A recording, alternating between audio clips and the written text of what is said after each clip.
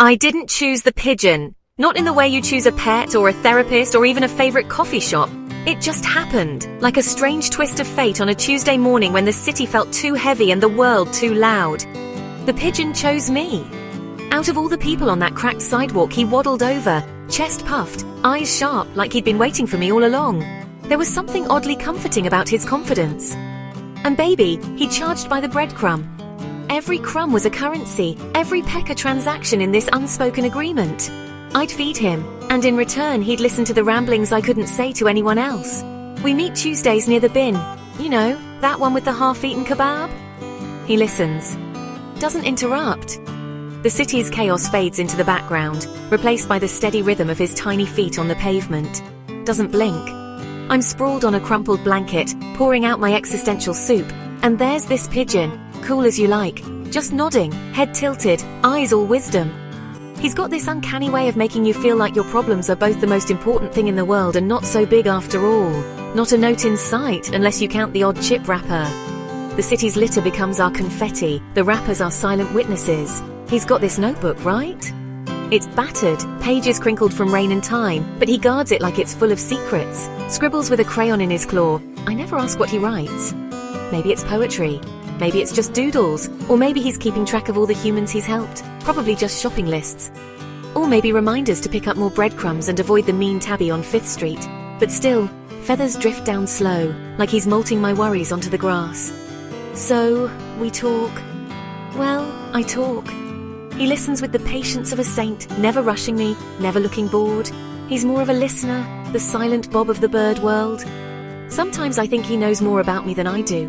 He told me anxiety's just a scared dancer, twitchy in the wings, waiting for the right song. And when the music finally plays, you step out, trembling but brave. He said I overthink like a cat planning a heist, all shadows and sideways glances, never just pouncing. Always plotting, never leaping, missing the thrill of the moment. I mean, who knew pigeons read Freud?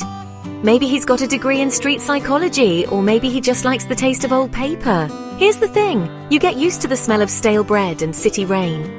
It becomes the scent of healing, oddly comforting, like a memory you can't quite place but never want to lose. The sound of his gentle coo, like he's humming a lullaby for my mess. It's a song only I seem to hear, a private concert for my battered soul. One day I hit my low point. The kind of day where the world feels like it's pressing down and you're not sure you'll ever stand up straight again. Ugly crying in broad daylight, snot bubbling, mascara on the fritz. The kind of cry that makes strangers look away, but the pigeon, he just stays. And he's just there. Not moving, not judging, just a quiet presence in the storm. Not judging, not flapping off. He coos. I cry. And somehow that's enough. We heal, right there on that battered bench. No fancy office, no degrees on the wall, just two souls sharing a moment of peace. My trauma, nested in the high branches somewhere above us. Out of reach but not forgotten, just waiting for the wind to carry it away. And then, honestly, it just flew off. Like it was never really mine to keep. Healing isn't always a couch. Sometimes it's a park bench, a patch of grass, or a friend with feathers. Sometimes it's feathers and silence. The kind of silence that says, I'm here, without a single word. Sometimes it's a pigeon with better boundaries than your ex. He knows when to stay, when to go, and never asks for more than you can give. Sometimes the wildest therapy session is the one nobody believes. But that doesn't make it any less real, or any less healing. So next time you see a pigeon, give him a nod. Maybe he's someone's therapist, or maybe he's just waiting for you to notice him. You never know who's out here saving souls, one breadcrumb at a time. Sometimes the smallest gestures make the biggest difference. Follow for more surreal poetry. No pigeons harmed.